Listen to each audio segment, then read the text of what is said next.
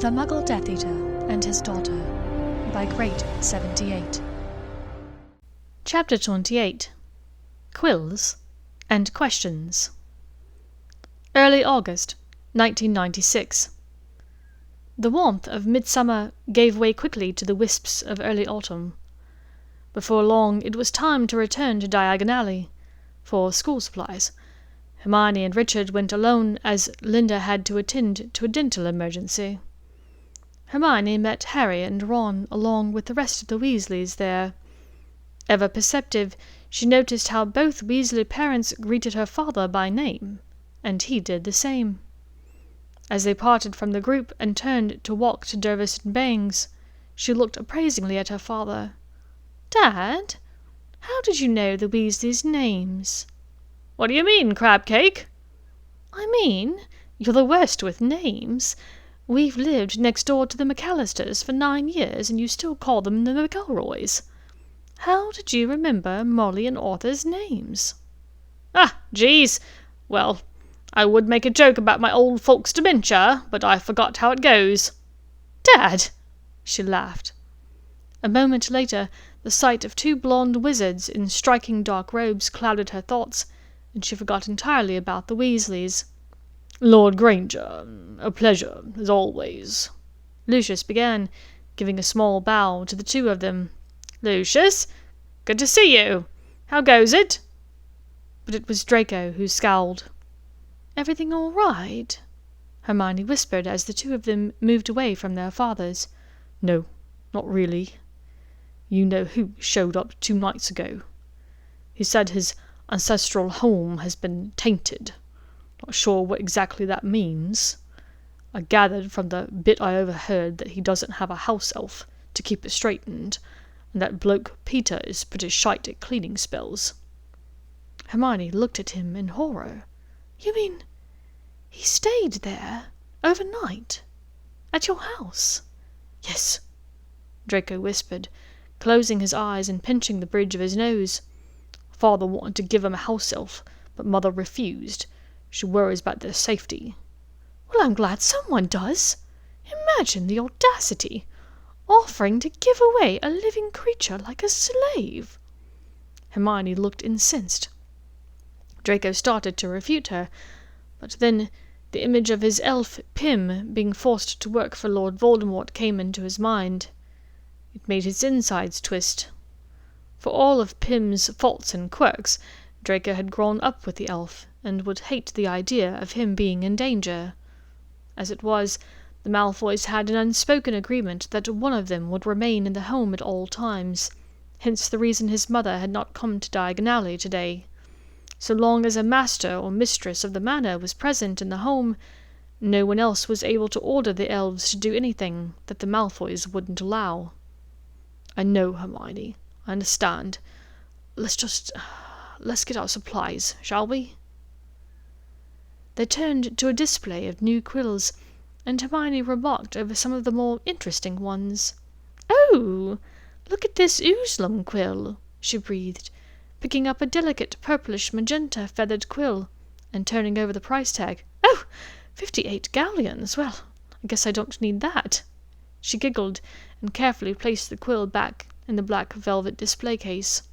"Why not? Afraid you might eat it?" he teased. "What are you faffing on about now?" she laughed, as she moved down to the more sensibly priced turkey and magpie quills. "You know half the time in class you aren't even using your quill because you've already taken all your notes.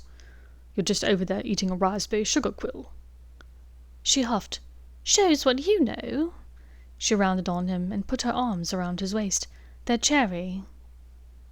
Draco bit his lip and met her eye. "Well, whatever they are, they drive me mad."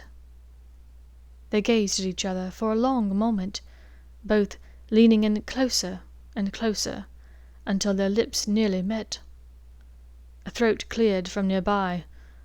His father was staring at them, one eyebrow raised imperiously. "Draco, we must go." Lucius swept from the shop, robes billowing behind him. "Well, apparently we must go," Draco said, in a sarcastically dramatic imitation of his father. He gave her a quick kiss on the side of her mouth and hurried after the older wizard. She looked after them for a long moment as they moved up the street. If Voldemort had moved in with the Malfoys, Draco would not be having a good year, even without the impossible task they had been set. Lucius leaned close to whisper to Richard so that no one else in the shop could overhear them. "I'm glad we had a chance to talk. What do you make of his latest endeavours?" There was no need for Lucius to specify who he was. The only problem was Richard had no idea about these endeavours. He sighed. The charade of being in the know was a long-standing one of his, and he knew his affable nature gave him plenty of leeway in that regard, but as always he had to be careful round Lucius. "I'm afraid you'll have to be more specific. Which endeavour do you mean?" "The one with the giants." This last word was whispered through clenched teeth. Giants? Richard thought bemusedly. Geez, couldn't they give it a rest? Now apparently they were bringing in giants? Were those even real? "Well, one thing's for sure. It's going to be a huge undertaking," Richard said, smiling in spite of the clear gravity of the situation. "Quite," agreed Lucius. "The real question is, how can we expect to control them? There are 5 in the forest behind the manor, and they've uprooted at least 20 trees in the last month." He turned in annoyance to Richard. "Do you have any ideas about how to control giants? Get them to listen to us and understand us?" Richard scratched his chin thoughtfully. "Have you considered beans?" "Sorry?" "Magic beans. I think those have been used in the past." Lucius frowned in concentration. "Do you think I should use navy or French?" Richard pretended to consider. "It all depends upon the preparation." "How should I prepare magic beans?" "I'm going to ask at the magical horticulturist shop, Reeds and Weeds. Perhaps they know best." "Good idea," Richard agreed heartily. "Draco, we must go." Without a backwards glance, Lucius hurried from the stationery shop. He shook his head to himself. Magic beans? When would the insanity end? That night, an owl tapped on Hermione's bedroom window. She opened it to find Thorn, Draco's handsome eagle owl. "Hello, lovely," she said, as Houdini came to sniff eagerly at the creature. She laughed a bit at the small ferret's hands petting the regal owl's head. She dropped a few owl treats for the bird, who accepted them gratefully. She detached the small box from his leg, opening the slender package to find 3 gorgeous oozlum quills nestled in the soft black velvet boxes of Dervish and Bangs. The note read, "H, I know you said you didn't need these, but I can think of no one who deserves them more. I'm looking forward to another year spent with you, no matter what happens. It helps knowing that we're in this together. X. DLM. P.S. Don't eat these." She laughed and flopped back onto the bed, sighing. It would be a long year, she was certain. She could only hope that they could find a solution to the task they had been given.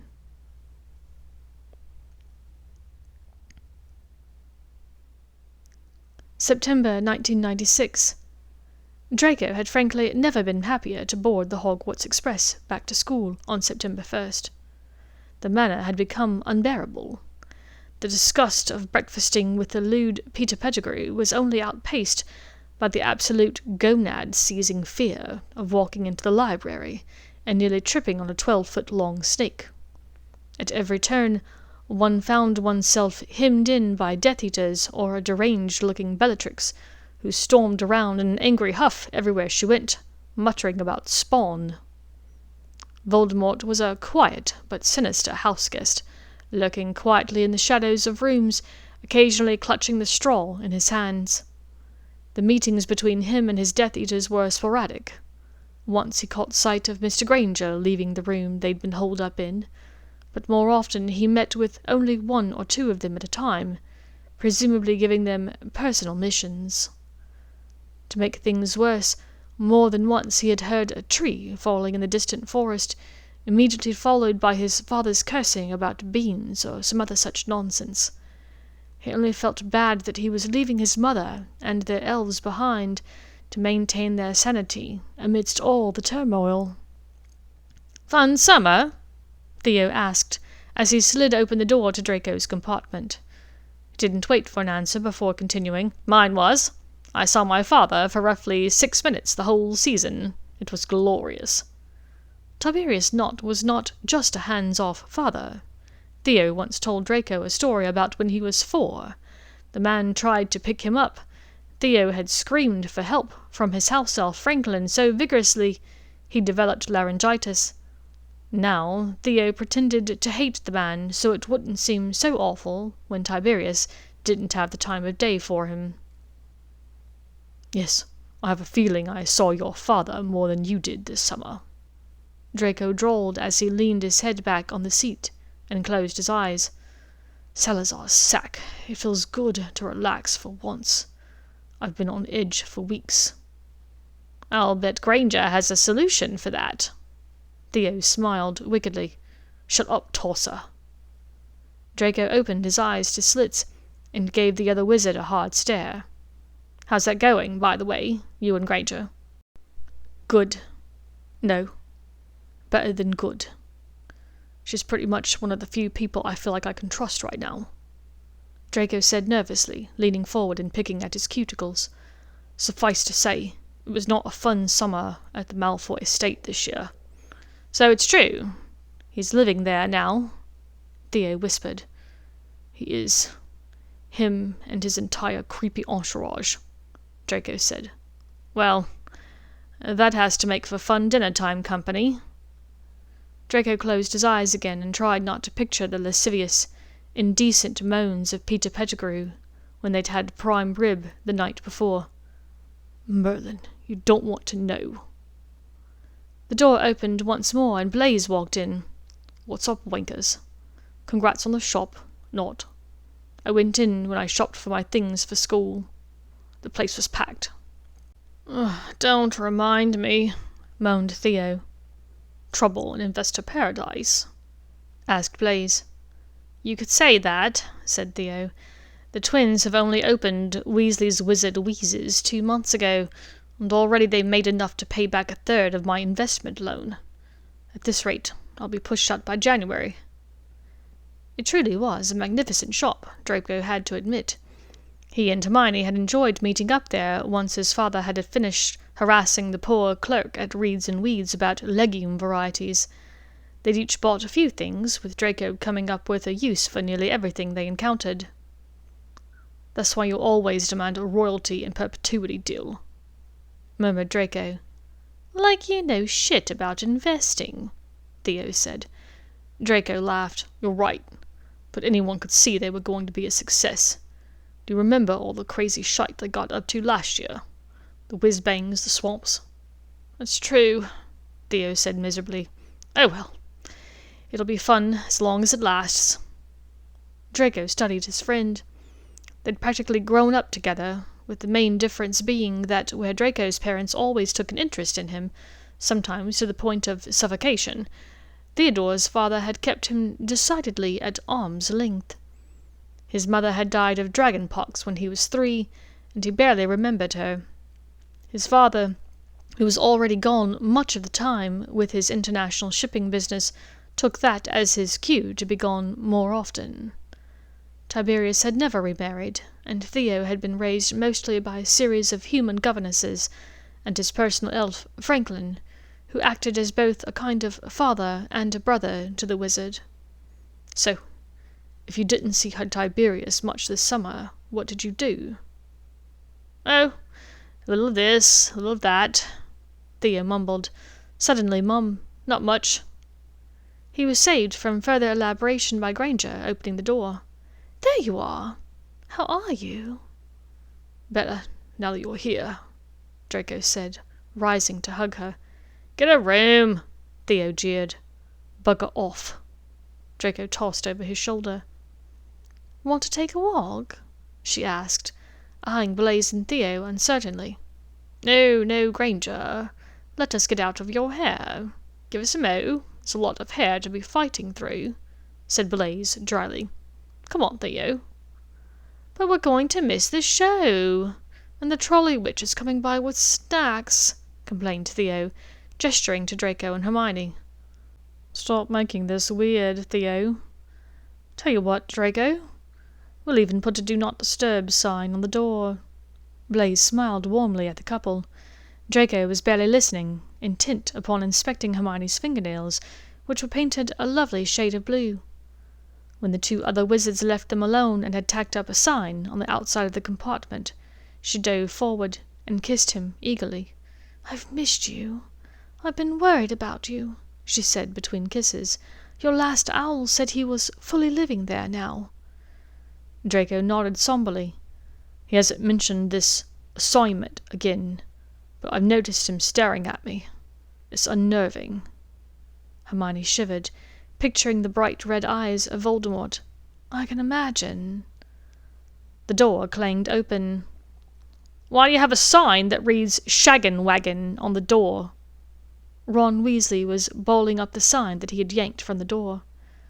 Draco closed his eyes and sighed. "Fucking Blaze," he thought. Weasley was followed by Harry Potter and Ginny. "In case we want to shag later. Clearly, Weasley," Draco said sarcastically. Hermione's eyes went wide at him. "Draco!" "Never mind all that," Ron said. "What we really need to know is what's going on. Mom and Dad went to lots of meetings for the Order this summer. Harry spent a couple of weeks with Sirius and saw them a few times. Sounds like he's still pissed about that prophecy business, but he's moved on. What do you two know?" That explained how her father knew the Weasleys so well, Hermione thought. She and Draco looked at each other. By tacit understanding, they had agreed not to share the task they had been assigned with anyone else, but it would be odd if they had nothing to say. "My father has told me not to worry myself over it. He said he got mixed up with the Death Eaters through a misunderstanding with Lucius, but he's agreed to stay on and give the Order information. He says he's working with the Order, and to steer clear of all of it. Keep my head down and don't talk." "Has your father ever even met you?" Harry joked. "You're one of the least keep your head down and don't talk girls I know." Another girl, who seldom sat down and shut up, spoke. "What about you, Malfoy? What have you heard?" asked Ginny. "Surprisingly little, considering the man is living in my house," Draco offered. At their squawks of shock and disbelief he nodded. "Yes, he and his crew moved in about 3 weeks or so ago. He meets with all manner of shifty people, but always behind closed doors." "He has a crew?" Ron asked. "Yes, Weasley, I believe you're familiar with Wormtail. That's what everyone calls your rat man. And of course his creepy snake, Nagini." Weasley turned an unhappy green at the mention of his former pet. The others glanced uneasily at each other. "So, what is he planning?" Draco's eyes flitted to Hermione's. "I don't know, but I think he's going to be moving out into the open soon. He's gathering followers." The Gryffindors were waiting behind the boisterous Hufflepuffs to exit the Great Hall after the welcoming feast. "Crazy about Snape getting the defense spot, isn't it?" Harry asked Ron and Hermione as they shuffled forward. "He's been wanting the job forever, supposedly," Hermione said worriedly. "I wonder why Dumbledore gave it to him now." The knowledge of what she and Draco had been asked to do weighed heavily on the back of her mind. "I don't know, but if the job's actually cursed, I guess we won't have to put up with his tactics any more," Harry grumbled. He and Snape had butted heads since Harry's first year, and the man's supposed allegiance to Dumbledore did nothing to soften their relationship. He'll be out of here by the end of the school year. Privately, Hermione wondered if that would be true. The year was off to an interesting start, and classes hadn't even begun yet. Thank you for listening to this chapter of The Muggle Death Eater by Great 78.